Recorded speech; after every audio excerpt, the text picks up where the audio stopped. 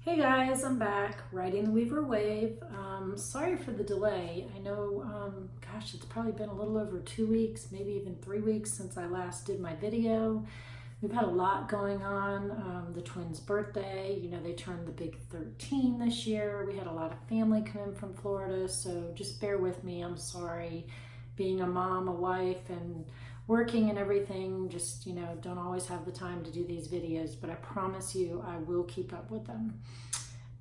Don't forget to, after you watch this next video, part 5, to hit that like button. That's really important because that lets me know that you like what I'm talking about. There's the big word subscribe. You can hit that button and that way you can become one of my subscribers. And then you can also hit that kind of thumbs up. Thumbs up is for like. It's a bell, and that gives you notifications, post notifications. So when I do a video, it'll let you know I'm doing a video. So last time we left off with Caitlin getting out of the hospital, having all the complications from the post-op bleeding, starting school half days. This time is part 5, and we're going to talk about some new things that we struggled with, not just with Caitlin, some of my other family members as well. So, and some good stuff too as well. But thank you as always for watching my video, and just let me know if there's anything you want to know. Thanks again.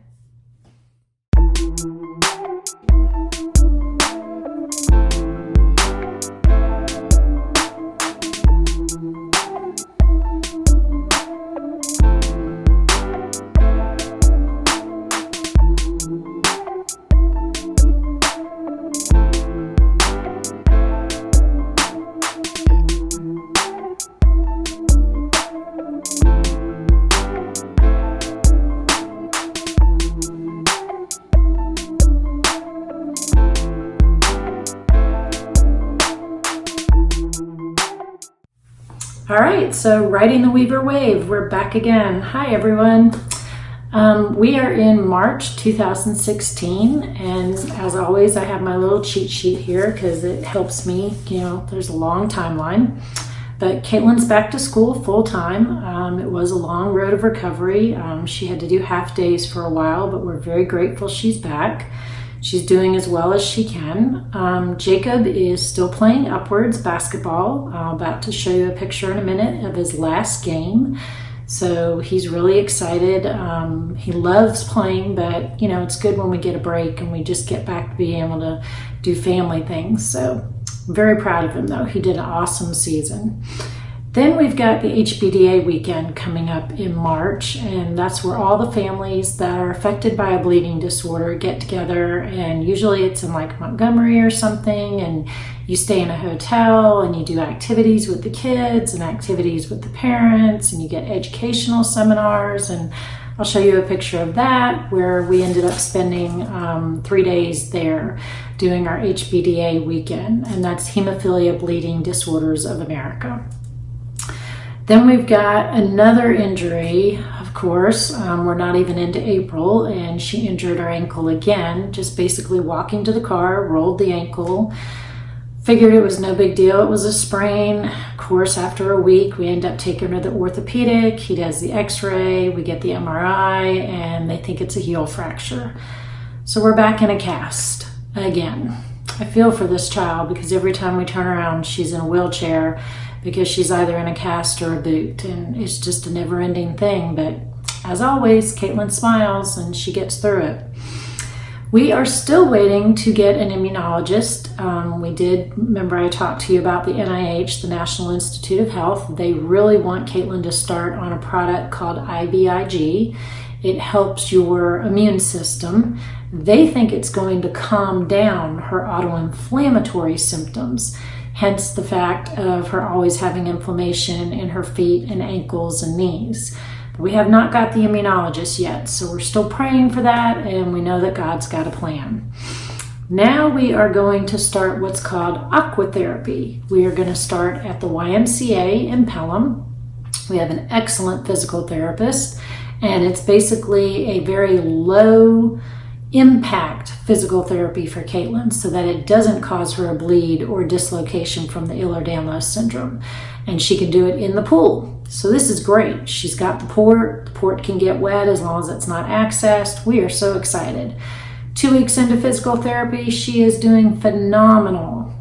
Guess what? As always, we have another issue.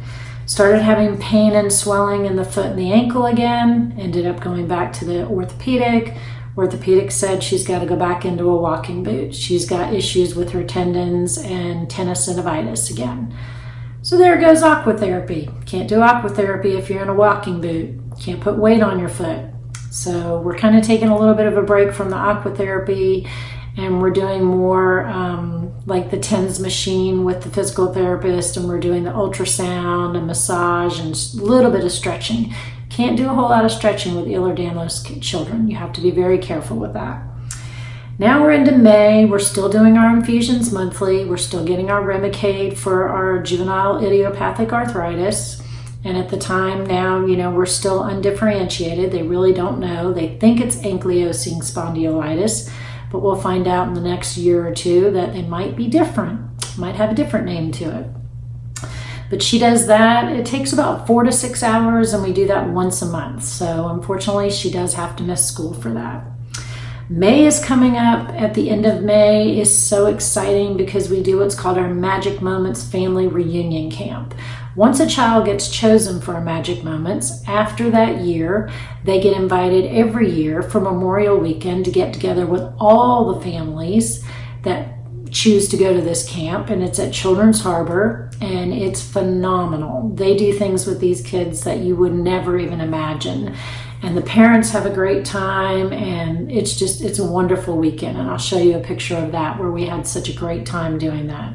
Even if she's in a wheelchair, we still enjoy our time, as always.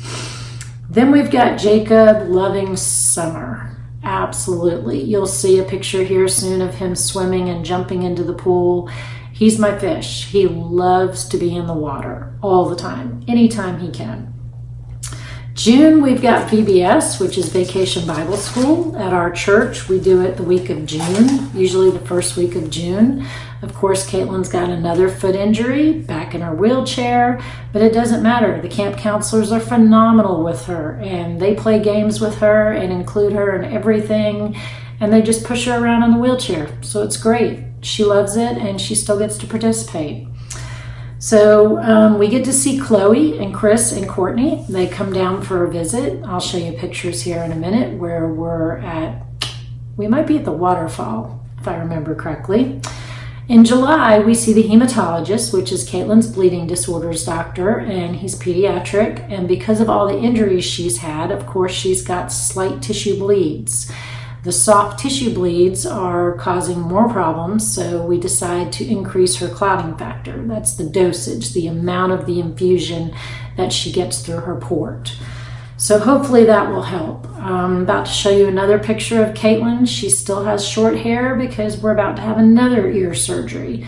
And you'll see this really big thing that's kind of on the side of her ear. That's the cup that they have to put on it when she came out of surgery in recovery. And of course, we've got the pain and the swelling and the post-op infection and everything that goes along with Caitlin, as always, when she has a surgery. But as always, we pray through it.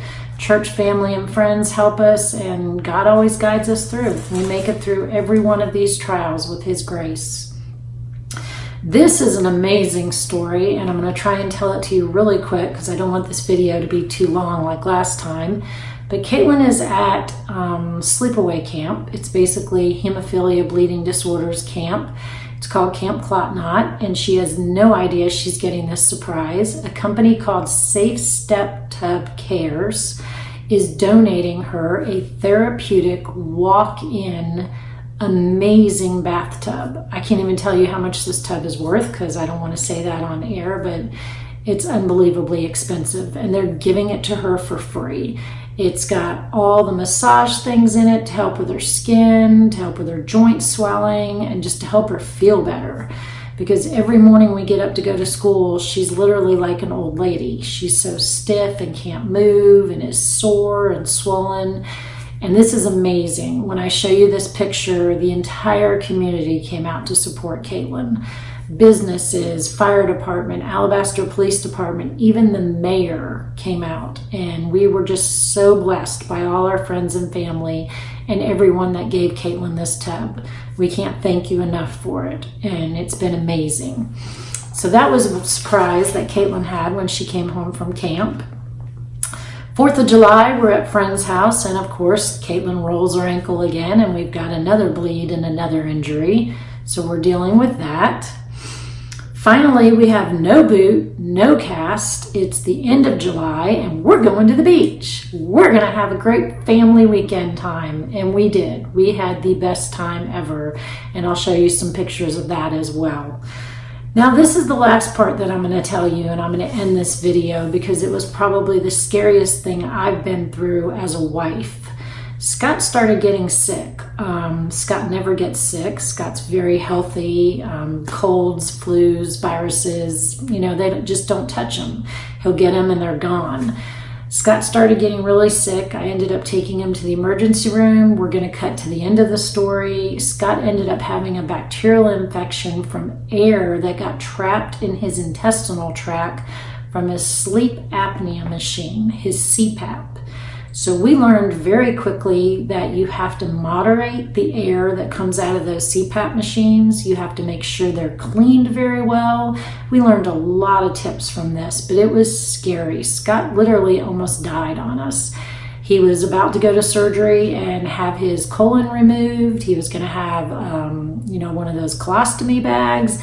It was really serious, but once again, all our church family and friends came and we prayed, and our pastor came and everybody prayed around him, and the antibiotics started working, and after a couple days in the hospital and a week at home recovering, he got through it, and we all got through it. And the stress of that, I think, woke me up to there isn't anybody in our family that's invincible to what Satan can do. He can attack us at any time, anywhere, any place, and we always have to be on guard. We always have to be prayerful. We always have to stay with the Bible. We always have to keep with our family and friends and just keep strong foundation, because you never know where things are going to change. But we have a great thing at the end of this video. The twins are 10. Happy birthday, 10th birthday. So we're going to celebrate their 10th birthday, and I'm going to end the video here. And next time you can watch part 6 of Riding the Weaver Wave. But I want to thank everyone for watching this video. And again, please like, subscribe, turn on your post notifications, and do whatever you need to do to keep on learning about Weaver family and what we go through. Thank you. Bye.